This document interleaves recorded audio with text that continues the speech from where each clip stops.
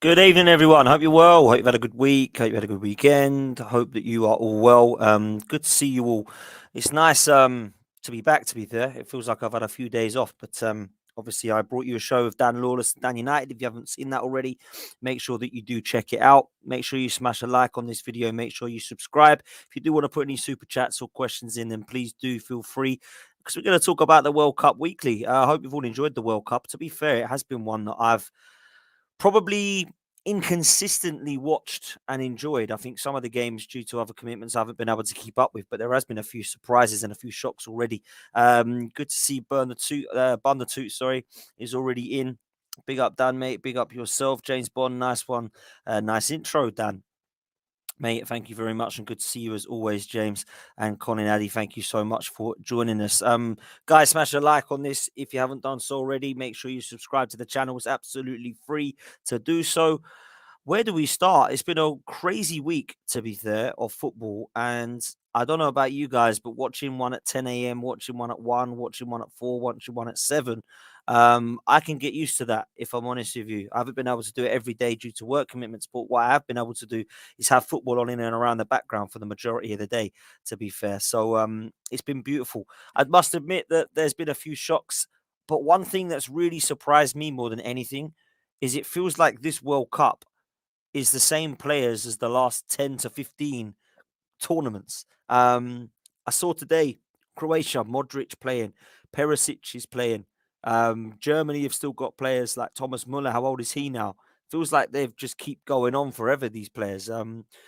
So it's interesting for me to see the new players coming through, but also the fact that there isn't as much quality in some positions that is beating the original quality. And that is, of course, the players that I've mentioned. There's a lot of talk at the moment about the GOAT, who is the greatest of all time. We're going to mention that. We're going to talk a little bit about the game we've just seen, Spain versus Germany. Germany clinging on to their hopes of getting through the group stages. We're going to touch on Gareth Southgate in England, and we're also going to look towards who we believe the favourites of this tournament is at the moment. Because for me, there's little, in my opinion, so far that we've seen to go, wow, there's no beating that team. So I want to get your thoughts in the chat. Make sure that if you do ask me a question, either hit it with a super chat so you get to the first of the queue, or just hit a little queue and I will get to your questions, and we'll do a bit of a Q&A towards the end of the stream. So make sure that you do that and get involved. Guys, there's no really other place to start than what we've seen tonight. I think Spain and Germany have proven that in quality, that they do have glimpses of quality throughout their side, but I don't see a number 9 in either of these teams. And that's something that over the years I think we have seen. Obviously, Thomas Muller is normally that guy in the last sort of few tournaments. You would look at him and say, yep, he's the one that you look at either playing as the number 9 or 10. I think with Spain, since they've lacked David Villa, Fernando Torres, players like Morata haven't really done it or hit the hypes of what we've seen so far. And I don't really know that number 9s at the moment across this tournament. Am I being harsh in saying that we're still clinging on to the old ones? Harry Kane, Lewandowski, Benzema. Who's coming through at the moment that's a number 9? Other than Haaland, who's not in the tournament, I don't really know there's that many, to be fair. So maybe you guys can correct me if I'm wrong, but I don't see a number 9 in this tournament so far that I think, wow, you're the next Lewandowski, or you're going to be the next R9, or you're the next Thierry Henry. I don't really see that at the moment. I really don't. I struggle to see anybody replacing those names that I've just mentioned, but perhaps I'm going to be wrong there. And I get that. I got that a lot with Germany and Spain tonight. That if they actually had a killer, then yeah, they could play some unbelievable football with a finisher and kill off some teams. I really like the way Luis Enrique's got Spain playing, and I think Germany, with their quality, have always got glimpses with their likes of Leroy Sané, Serge Gnabry, and of course we mentioned Thomas Muller, Goretzka, and they've got some other quality in there as well. With Spain, I think Pedri and Gavi are trying to do as best they can to replicate Xavi and Iniesta. I think Sergio Busquets is still that guy who sits there and he delivers and he literally dictates, pulls the strings, so to speak. They've got Ferran Torres, who I think has got some potential and some quality. And I think with Pedri and Gavi, what they're going to do is take Spain forward in the next 10, 15 years. I think when you look at what Luis Enrique is trying to do with an attractive style of play, it always gives Spain a chance in this competition. I didn't really look at either today though and go wow. But what I did do was there was glimpses that I can see. Yeah, they've got a definite amount of ability to hurt teams. And Spain beating Costa Rica by 7 goals. Costa Rica are a poor side, but it still proved that they can find the net and their play is just great to watch. So Spain are ones to watch for sure. And I think Luis Enrique, a lot of people said that anybody can win games with Barcelona. He's got a lot to prove for me now to actually, say to people, look, I'm going to shut you all up by winning this World Cup with Spain. So they're ones to watch for sure. I think Germany now have to rely on other results. They have to go and win their game against Costa Rica, but they have to, I think, rely on Spain beating Japan. I think if Japan do win, I think that they can still go through, but they have to win by like 2 goals, or Japan would have to win by 2 goals for them not to go through. So Germany just need to win basically their next game. So that'll be interesting to see if Germany can get through this one. Let's see what happens. Let's talk a little bit about France because I think France would be the team for me so far that looked the favourites. I looked at their squad and thought, yep, they've always got a chance because of the amount of quality that runs through it. Didier Deschamps has already won the World Cup, although I'm not a huge fan of him. And also, when you look at the current holders, you can see why they've got the favourites of this competition, or one of, alongside Brazil and Argentina. Because I look at what France can do, and it's just moments of individual quality along with their team play. I think they look the most balanced at the moment, if I'm honest with you. But the one player we've got to talk about is Kylian Mbappe. I look at this guy's record and I always appreciate what people do at a young age. And I think what Kylian Mbappe has done at the age of, I think, 21 is nothing short of sensational. I think the goals and the heights he's going to achieve is going to be that of Thierry Henry and maybe even plus more. I remember looking at Thierry Henry at the age of 23 at Arsenal thinking, wow, I'd never looked at Thierry Henry at the age of 19 and thought, wow, 18 and thought, wow. This guy was linked with Arsenal at 17 years old over at Monaco, absolutely killing it. And he's only gone on and done better things since he's gone to PSG, and he's done good things for his country. I look at it and think, yeah, I totally get why you are everything that everyone's talking about. You're a left winger that can come in on the inside and score goals. You can cause a nuisance. You can have pace, power, finishing, unbelievable ability when it's on the football.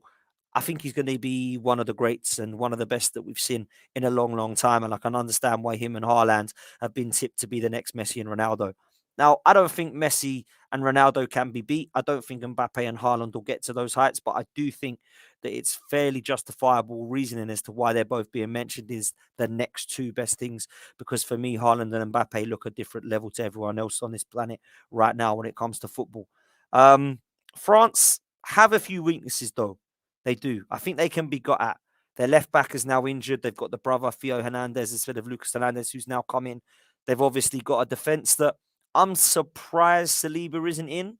I'm not going to lie. I think Raphael Varane is a definite. He's won Champions Leagues, won World Cups with France, and I get why he's come back from injury and he's in the side.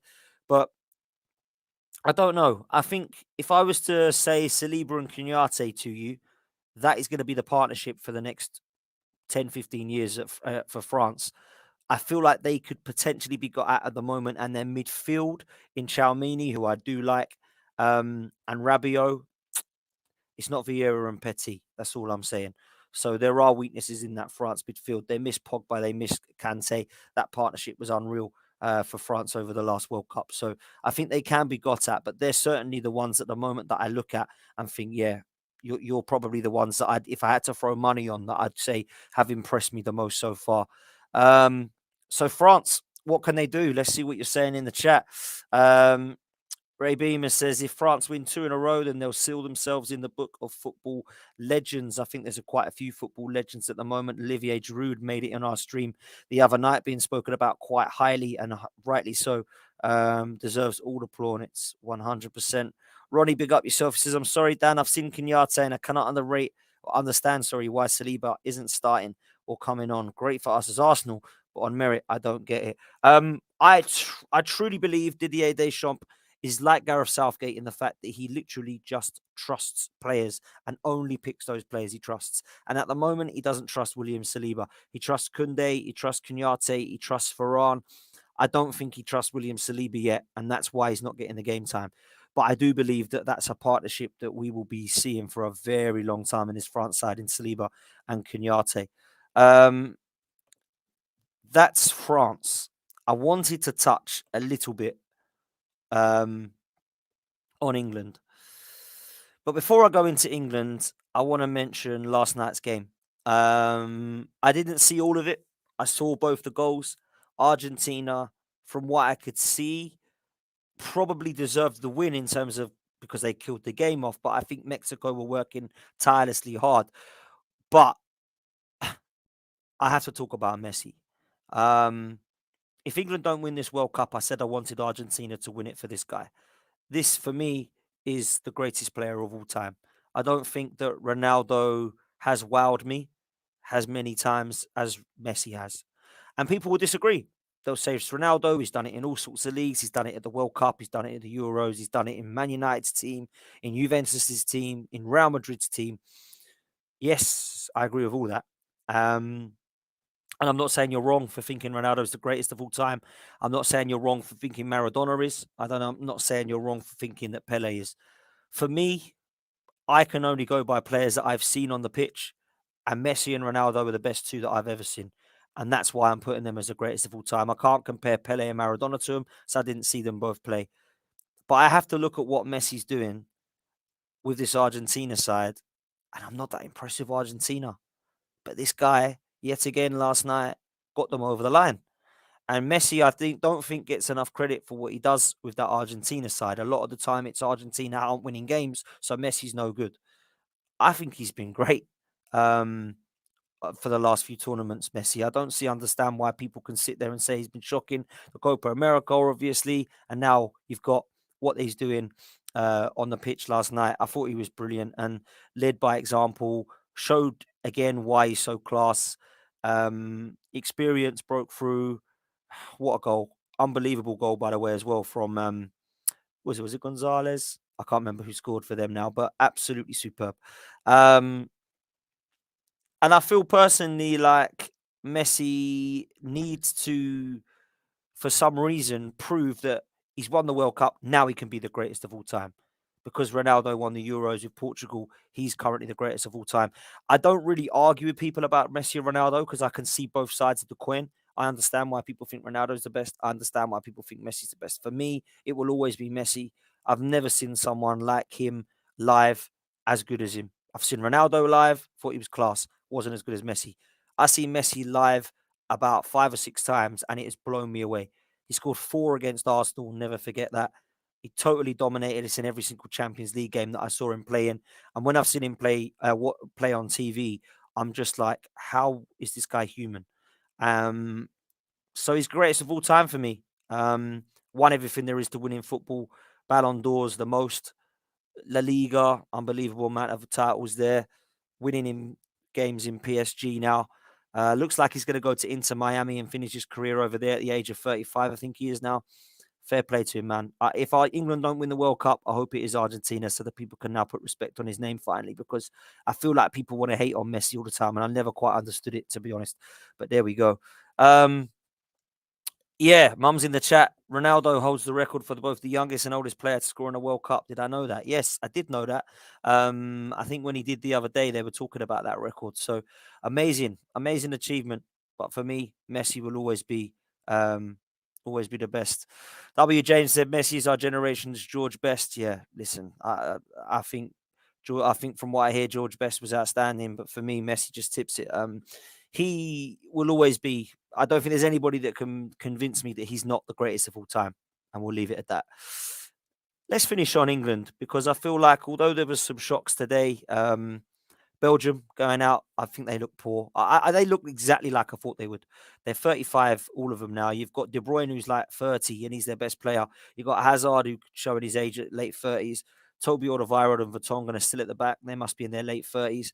They're not a team that I look at now with Batshuayi up front and get scared of. So for me, Belgium, I just don't see it.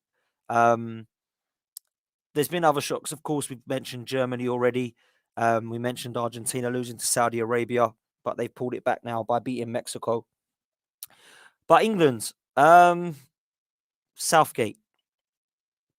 Gareth Southgate will not lose many games managing England. But Gareth Southgate will not go for the kill and win England many football matches.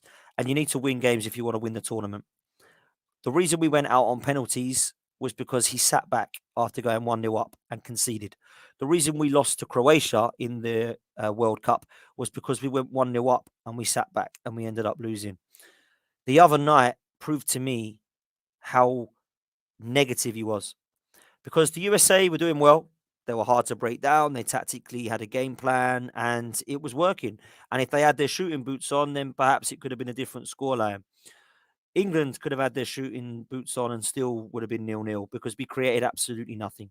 We were quite happy to let USA have a game plan and see out the game at 0-0. It didn't seem to me like we ever wanted to go for the kill.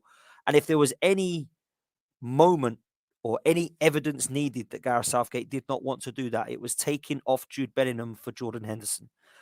I don't understand why we need a Jordan Henderson substitute in that game. He's got Phil Foden on the bench. He's got Callum Wilson on the bench.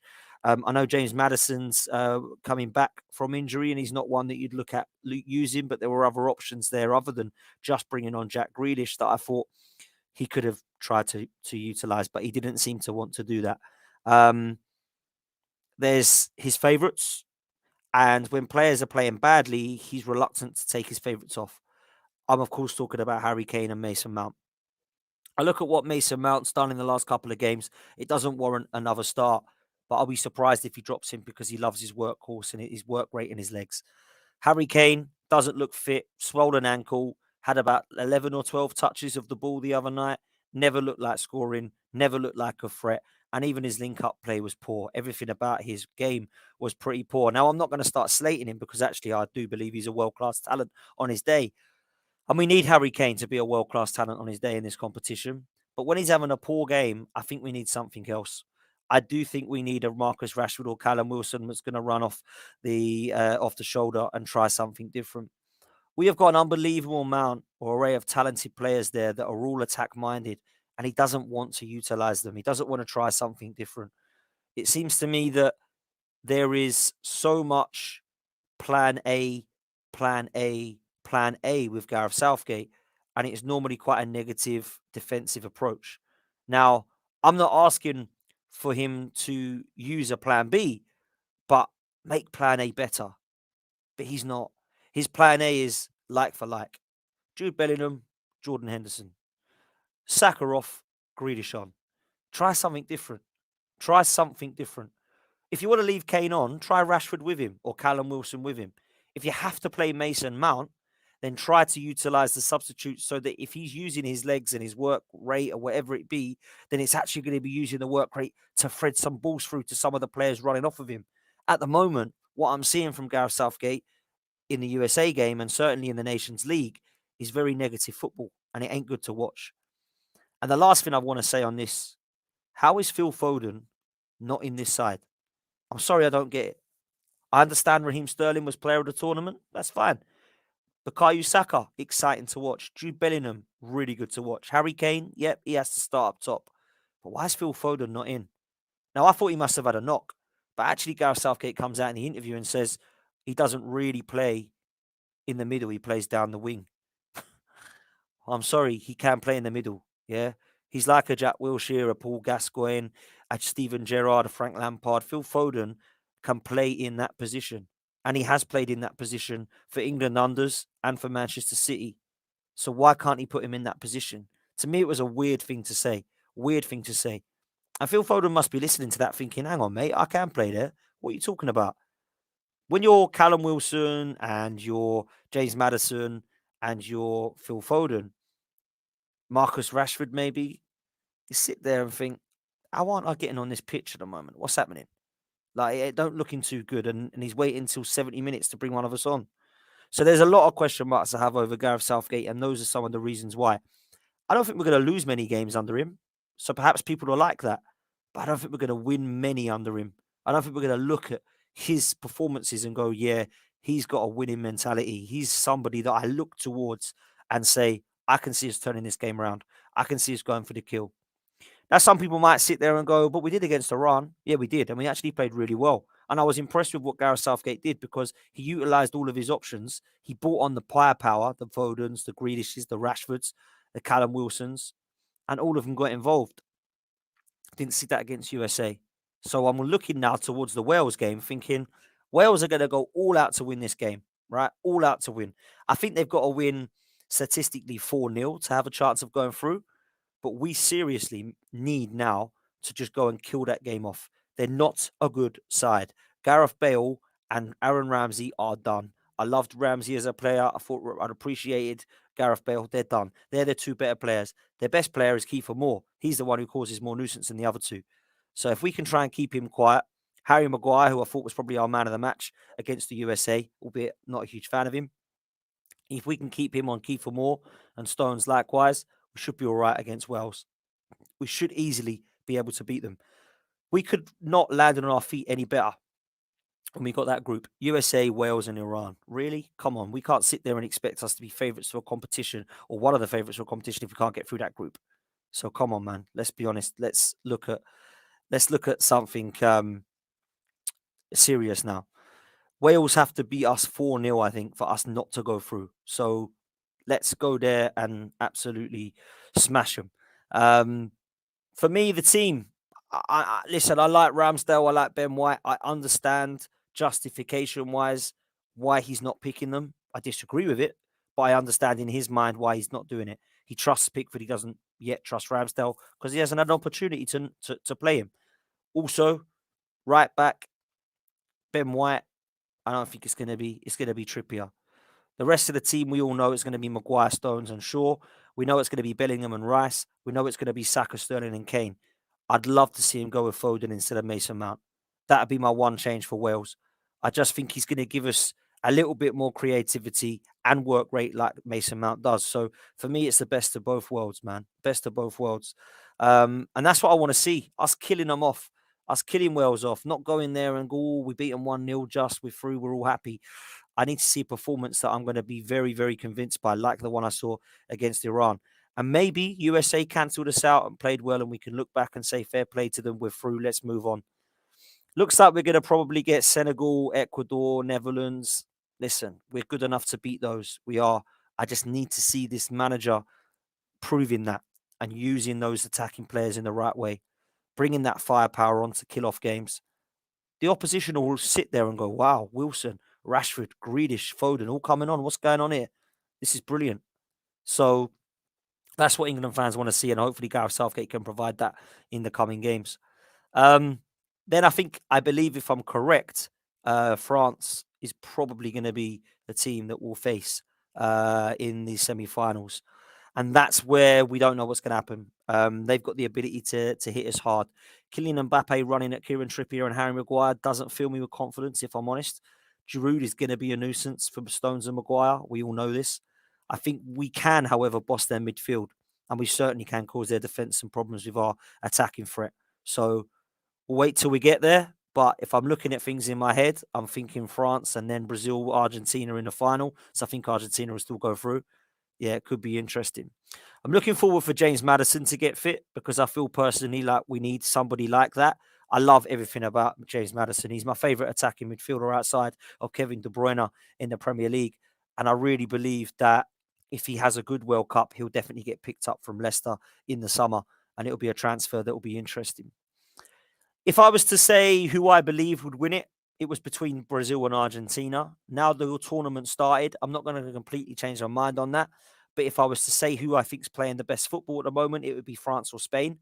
I think England's first game filled me with confidence to think, yep, there's nobody at the moment that's playing much better than England. But there's a long way to go in this tournament. There's still another group stage game, and there's still another few games after that until we get to this final. So I'm looking forward to seeing how it all pans out. It's been a good World Cup. It's not been the best, but certainly there's been some shocks already, which I absolutely love to see. I don't think there's been any team at the moment I look at and go, wow, they've surprised me. But I've certainly seen teams giving it their all. And that's what I'll say about the teams such as Saudi Arabia, Ecuador, teams that I look at and go, yeah, you just workhorses. And I'd love to see more credit given to those teams. And then obviously them get their merit and deserve their plaudits for that. Guys, please do me a favor. Smash the like, smash the subscribe.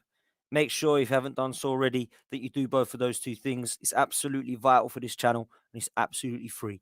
Please make sure that you do that. I've got a week of content for you. Now that I'm feeling better, the stuff that we got coming up is a little bit of a mix of World Cup, of Arsenal, of Premier League football, and there's going to be some debates and some quizzes coming up. So make sure you stay tuned, like and subscribe, and hit the notification so you know exactly what's going on throughout this week, because it is going to be a busy week. So I urge that you do that, people. Tomorrow night, me and Mr. Harry Sumu will be talking about all things Arsenal transfer news. We've got a lot to bring you tomorrow because there's going to be, I believe, a very busy January, and we need to round up what Arsenal need. Then on the Tuesday, it's England, so we'll probably do a stream around England. Wednesday, I've got some content which involves Tobes and Lawless, which I'm not going to spoil. And then Thursday, I've got Pete and D on with me, and I'm not going to spoil that either. So make sure that you enjoy that. Make sure that you smash the like and subscribe. And I look forward to joining you next time, guys. Big up everyone in the chat. Big up everyone for listening on Catch Up. We'll see you next time. Until then, up the Arsenal. And of course, come on, England. Take care, guys.